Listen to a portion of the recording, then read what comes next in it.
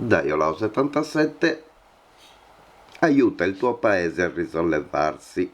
Compra italiano. Oggi abbiamo 22 giugno 2020. Compra italiano e io giusto. Seadas, Casumarzo, Vileverru, Ganciofa de Binesorrisi, Angionis, Mustazzolus, Licori de Muta, Lissa di Aristanis, Procedu, Virichittu de Bentu, Pardula de Santos Parao, Turroni de Donara, Brevesi e Caso da Suvastori. Aggiuda Saderra Duas in distrantajai.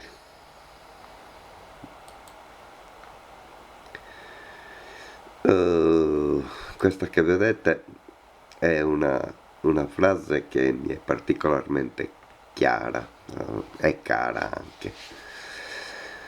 Non ci che altre regiones. Sa Sardegna non è libera, poita non è ususcipio difendi sa storia e sa cultura nostra. Perché il popolo sardo non ha bisogno di essere liberato? La differenza tra due termini che sembrano simili non viene colta dai più. Sento tanti indipendentisti, anche di ampio spessore, affermare che la Sardegna deve essere liberata. Niente di più controproducente. Chi viene liberato ha dei doveri, quanto meno morali, ma anche fisici, verso il liberatore. La strada per la libertà del popolo sardo passa per un'altra via molto più conveniente oltre che fattibile. Diceva Machiavelli che a liberare un popolo che vuole restare servile si rischia quanto voler schiavizzare un popolo che vuole restare libero. Non mi stancherò mai di ripetere che la libertà del popolo sardo passa indispensabilmente per la riappropriazione della propria cultura e la rivalutazione della sua storia. Hanno fatto di tutto per annichilire la nostra cultura e screditare la nostra storia.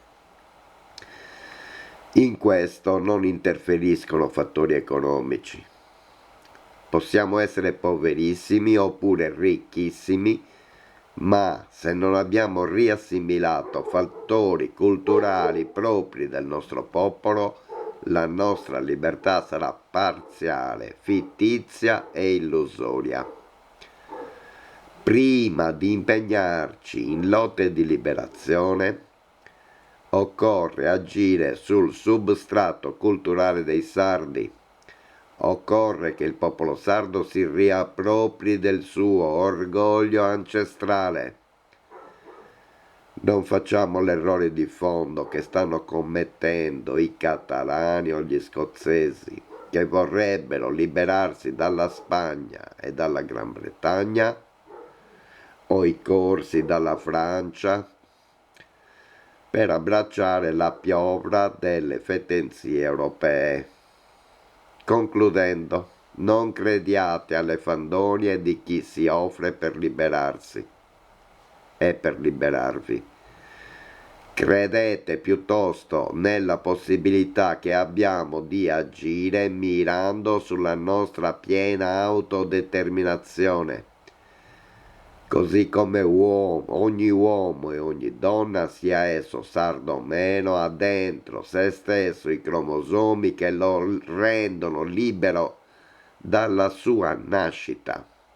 Così anche il popolo sardo ha dentro di sé la forza ancestrale che certifica che, come tutti gli altri popoli, è nato libero.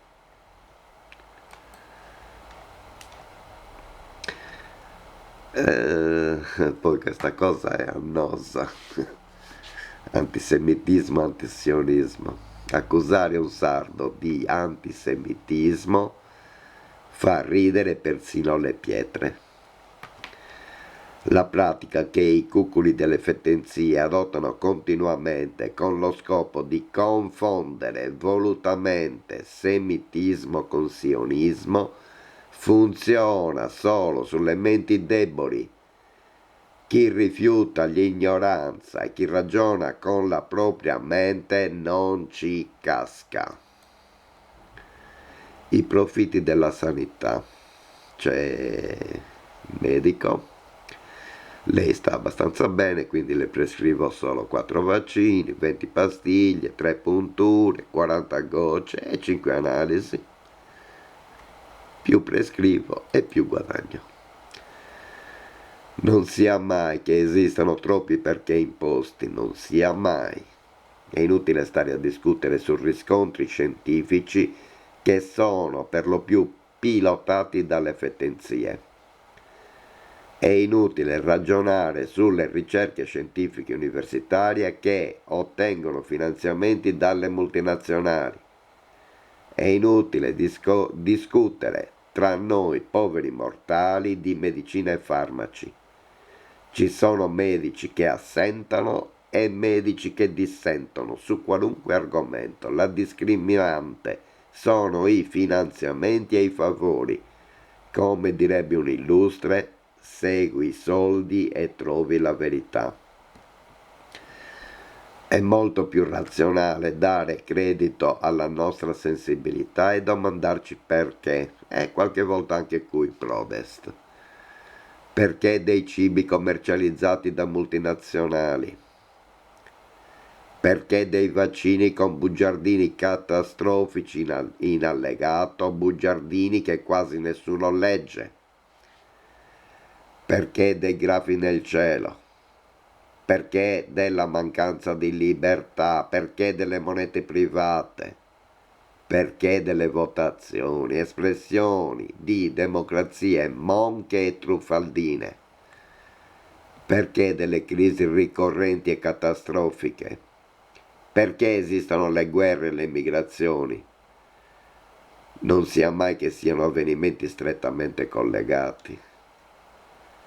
Perché le colonizzazioni, lo schiavismo ancora attuale? Perché i tantissimi democidi? Perché tasse? Perché imposte? E imposture correlate? Perché se lo Stato mi presta dei soldi devo pagare interessi? Perché il tramonto pilotato della civiltà contadina?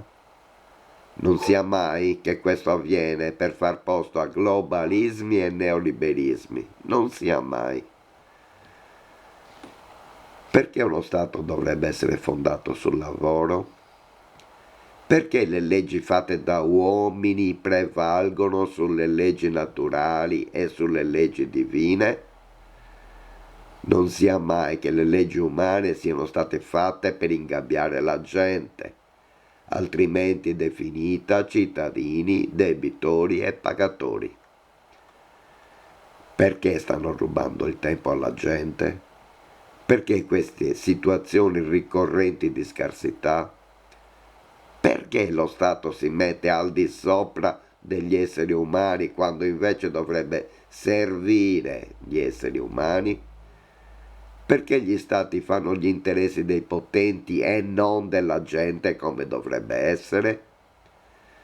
I perché sono o sarebbero infiniti e triplamente infiniti le risposte. Bisognerebbe chiedersi se il cervello dei cittadini sia ricoperto da scorie imposte e nel caso trovare il metodo di disincrostarlo. Non sia mai che ideologismi e piani targati Fettension abbiano annichilito la naturalità del nostro pensiero. Non sia mai che le risposte che ci vengono spontanee siano risposte pilotate. Non sia mai.